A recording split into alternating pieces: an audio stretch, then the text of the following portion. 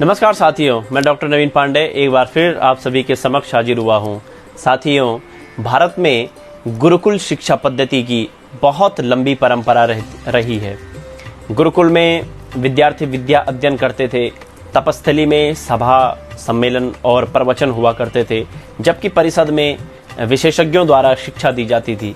प्राचीन काल में भारद्वाज, द्रोणाचार्य, संदीपनी, वशिष्ठ, वेदव्यास, विश्वामित्र, वाल्मीकि एवं गौतम आदि हजारों ऋषियों के आश्रम प्रसिद्ध हुआ करते थे। जिस प्रकार से आज बड़े बड़े विश्वविद्यालयों के नाम है, ठीक उसी प्रकार से यह जो ऋषि थे वह अपने आप में एक विश्वविद्यालय, एक बहुत बड़ी यूनिवर्सिटी के द्योतक माने जाते थे। महावीर एवं शंकराचार्य आदि की परंपरा से अनेक गुरुकुल जगत प्रसिद्ध हुआ करते थे, जहां विश्व भर में अनेक छात्र ज्ञान प्राप्त करने के लिए आते थे और जहां गणित, ज्योतिष, भूगोल, विज्ञान, भौतिक आदि की सभी प्रकार की शिक्षाएं दी जाती थी। 18 पुराणों की शिक्षा दी जाती थी। प्रत्येक गुरुकुल अपनी विशेषता के लिए प्रसिद्ध था।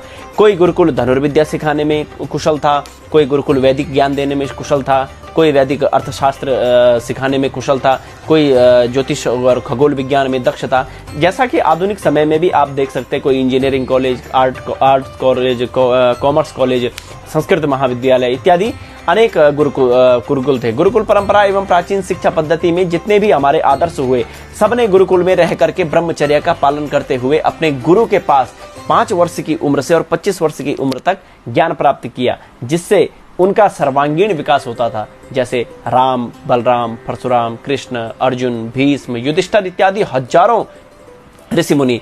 आधुनिक शिक्षा नीति में गुरु के समीप केवल 8 घंटे के लिए छात्र जाता है और अपने भविष्य का निर्माण समझने लग जाता है। उन 8 घंटों में भी विशेष बल अंक प्रतिशतों पर दिया जाता है, जिससे बालक का सर्वांगीण विकास पूर्ण रूप से रुक जाता है। गुरुकुल में बालक पढ़ाई के साथ साथ धनुर्विद्या में निपुण, तैराकी में निपुण, कृषि कार्य में निपुण, गुरु के प्रति सच्ची समर्पण और श्रद्धा भावना सदैव उसकी बनी रहती थी। विश्वामित्र ने अपने शिष्यों के बल पर वन में ताड़का जैसे राक्षसों को मार गिराया। गुरु द्रोणाचार्य ने अपने शिष्यों के बल पर द्रुपद को युद्ध में हराकर उसको बंदी बनाया। चाणक्य का दृष्टांत हम सभी के समक्ष अपरिचित नहीं है, जिसने घनानंद का महान साम्राज्य ढाकर अपने शिष्य चंद्रगुप्त को राजगद्दी पर बैठाया। इसी प्रकार से लाखों अनेकों दृष्टांत हमारे समक्ष गुरुकुल से प्राप्त होते हैं। और याद रखना साथियों, गुरुकुल से पढ़ा हुआ छात्र कभी भी बेरोजगार नहीं होता था, क्योंकि वहां पर जो शिक्षा मानव का सर्वांगीण विकास कर सके, ऐसी उसी के अनुरूप उसके कार्यभार को सौंपा जाता था। उसका मार्गदर्शन उसके गुरु के द्वारा किया जाता था। परंतु साथियों, जैसा आपको विदित है कि महाभारत के काल से ही शिक्षा पद्धति को राजशाही शिक्षा पद्धति के रूप में हमारे सामने प्रस्तुत किया गया। यह हमारे सामने प्रस्तुत होने लगी जब राजशाही ने केवल 105 पुत्रों के लिए अलग से गुरुकुल और द्रोणाचार्य को खरीद लिया था। वहीं से शिक्षा का निजीकरण एवं शिक्षा के गुरु के अनुरूप न होकर के राज्य के अनुरूप शिक्षा होने लगी। और आज जिस शिक्षा को हम आधुनिक शिक्षा कहते हैं, वह तो पूर्ण रूप से नौकर बनाने की शिक्षा है।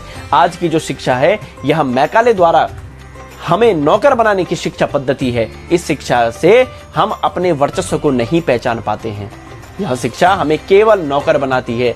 आप देखते होंगे किसी भी व्यक्ति के भीतर कुछ प्रतिभा भरी हुई होती है, लेकिन हमारा यह समाज, हमारी यह शिक्षा उसको इतनी जल्दी से ग्रहण नहीं कर पाती है, क्योंकि हमें यह रहता है कि बच्चे ने 10वीं पास कर लिया है, अब 12वीं पास करेगा, उसके बाद कोई डिप्लोमा कोर्स करेगा और किसी नौकर खाने में क्लर्क की नौकरी करेगा। अगर थोड़ा सा उससे ऊपर की डिग्री हासिल कर ली तो उससे बड़ा, उससे अधिक पढ़ लिया हो तो उससे बड़ा नौकर बनेगा। तो कुल मिलाकर के आज की जो शिक्षा पद्धति है, वह केवल और केवल हमें एक नौकर बना रही है। हमारा जो सर्वांगीण विकास है उसको रोक रही है, हमारी प्रतिभाओं को रोक रही है। किसी बच्चे का लक्ष्य कुछ है कि मुझे सिलाई बहुत पसंद है, किसी बच्चे का लक्ष्य है मुझे खेती करना बहुत पसंद है, किसी बच्चे का लक्ष्य है मुझे अपनी दुकान, शोरूम, अपना व्यवसाय करना बहुत पसंद है। परंतु हमारा समाज उसको इस दृष्टि से देखेगा मानो उसने कुछ अपराध कर लिया हो। क्यों? क्योंकि हमें यह जो हमारी शिक्षा पद्धति है वो स्वतंत्र शिक्षा नहीं देती है। यह केवल मैकाले द्वारा ग्रसित और मानसिक उत्पीड़न वाली शिक्षा है। इसमें तो सर्वांगीण विकास की बात तो हुई ही नहीं है। मानसिकता तो नौकर बनाने की है, परंतु यह तो मैकाले शिक्षा पद्धति के विरुद्ध हो जाएगा। इसलिए साथियों, गुरुकुल शिक्षा पद्धति अपनाओ और अपने जीवन को अपने अनुसार चलाओ। अपने मन और शरीर को अपना स्वामित्व स्वयं से करिए। साथियों, जैसा कि आपको विदित होगा, कबीरदास, मीराबाई एवं सूरदास जैसे लाखों प्रेरणादायक पात्र किसी भी विश्वविद्यालय में पढ़ करके डिग्री हासिल नहीं की है, और आज इन्हीं के गद्य पद्य काव्य सभी विश्वविद्यालयों में, स्कूलों में, महाविद्यालयों में पढ़ाए जाते हैं। साथियों, आपको ध्यान होगा, सुश्रुत और चरक ने किसी भी मेडिकल कॉलेज से जाकर के मेडिकल की विद्या या मेडिकल की डिग्री हासिल नहीं की है, जबकि आज प्रत्येक आयुर्वेदिक संस्थानों में इन महान पुरुषों की पुस्तकें पढ़ाई जाती है। पतंजलि ने किसी भी योग डिपार्टमेंट से डिप्लोमा करके फिर या फिर किसी भी महाविद्यालय में जाकर के योग की डिग्री हासिल नहीं की है। और आज आप देखते होंगे कि पतंजलि के नाम पर सारे योग पीठ खुले हुए हैं। महारानी लक्ष्मीबाई, महाराणा प्रताप, छत्रपति शिवाजी, अनेक दृष्टांत योद्धाओं के हमारे सामने मिलते हैं। इन्होंने किसी भी डिफेंस एकेडमी में जाकर वीरता का प्रमाण पत्र नहीं लिया है। इनके खून में वीरता थी और इन्होंने अपना सर्वांगीण विकास किया है। और अपने लक्ष्य को पहचान करके आज योद्धाओं और शौर्य की बात आती है तो इन महान पुरुषों का परिचय हमें अवश्य पढ़ाया जाता है। आप देखते होंगे आचार्य विश्वकर्मा, आचार्य मय, आचार्य तक्षक, आचार्य वर्धकी, इन सभी ने किसी भी इंजीनियरिंग कॉलेज में जाकर के डिप्लोमा या डिग्री हासिल नहीं की है। और आज सभी इंजीनियरिंग कॉलेज में, विश्वविद्यालयों में, इन विश्वविद्यालयों में आचार्य मय इत्यादि के जो बड़े बड़े मंदिर, बड़ी बड़ी बिल्डिंगें, इनके बनाने की जो विधि है, इनके ग्रंथ वहां पढ़ाए जाते हैं। तात्पर्य यह है कि अपने वर्चस्व को पहचानना है और यह किसी भी शिक्षा पद्धति के अधीन नहीं रहे हैं। इन्होंने अपने वर्चस्व को स्वयं से पहचाना और अपने वर्चस्व को पहचान करके इन्होंने ये इतनी बड़ी बड़ी उपलब्धियां जो है हासिल की है। आज इनके ग्रंथों को हमें पढ़ाया जाता है। साथियों, अपना वर्चस्व भी पहचानो।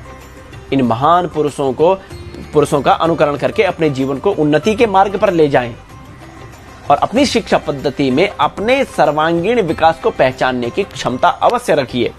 तो साथियों, इस वीडियो में इतना ही। तब तक के लिए नमस्कार, धन्यवाद। जय भारत, जय उत्तराखंड, जय सनातन सभ्यता।